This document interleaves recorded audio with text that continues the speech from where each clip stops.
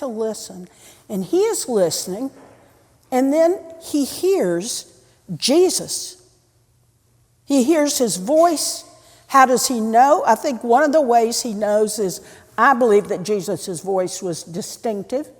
And I also believe that there was this murmur all around Jesus as he passes by. So, boldly, Bartimaeus calls out, "Jesus, Son of David, have mercy on me." Jesus stops. Now, one of the neat things that Bartimaeus does is, "Jesus, Son of David, have mercy on me." He taps into Jesus' roots. Son of David. That gets Jesus' attention. Jesus stood still and said, "Call him here." That voice, who does it belong to? Call him here. And so Bartimaeus comes to Jesus, and Jesus says, "What do you want me to do for you? What do you want me to do for you?" And he says, "My teacher, let me see again. I want to see." And Jesus basically says, "Go. Your faith has made you whole." And from that moment, and we don't even hear that Jesus laid hands on him, did anything else but say, "Go. Your faith has made you whole." The neat thing about this little story for me is it is so clean and so clear. There's listening, there's hearing. You know those are two different things, do you? Listening and hearing? Yeah. When my teenagers were in the house, not disparaging the teenagers, but when I was living with them, which was some years ago, I knew that they may have been listening, but they weren't hearing what I was saying. That's a different skill set. And so there's the clarity of the call. There's Bartimaeus seizing his moment. Now that's important, seizing your moment and recognizing when your moment has come. And it's going to be important for this congregation especially. One of the reasons I'm here is because soon we're going to be engaged in conversation about this congregation seizing its moment and talking to one another clearly and answering, what do we see for the future for this church? What have you dreamed about? What excites you? Now, you've got a lot going on here. I will admit that. There are more ministries than you can shake a stick at. That is wonderful. I wouldn't want to lose a one of them. And I think it's and. What more is St. Luke's then? And how do I speak it so it's heard and is clear? We're going to be engaged in conversations about that. So, clarity, boldness, seizing your moment. Very important, and it really shows this story with Jesus and Bartimaeus. Now, I'm going to end. The kids aren't here, but you'll have to tell them this story. It's a little story, and it's kind of funny because when I read this, I couldn't think of anything but my 26-year-old cat. She is 26 years old.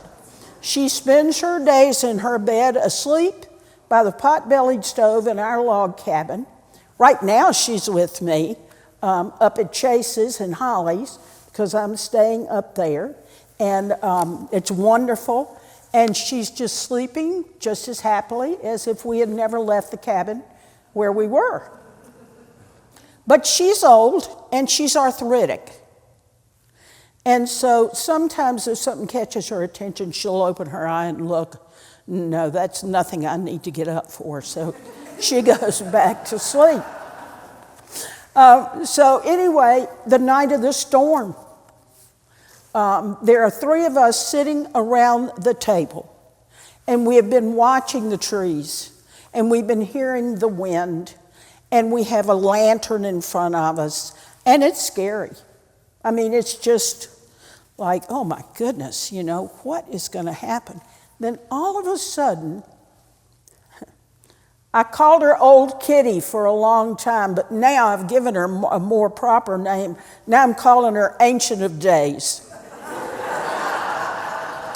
So Ancient of Days all of a sudden jumps up and she runs into the hallway.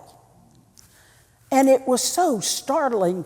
And right after she did that, we heard the tree limb fall, a big one, on the roof, which the water started pouring into one part of the cabin.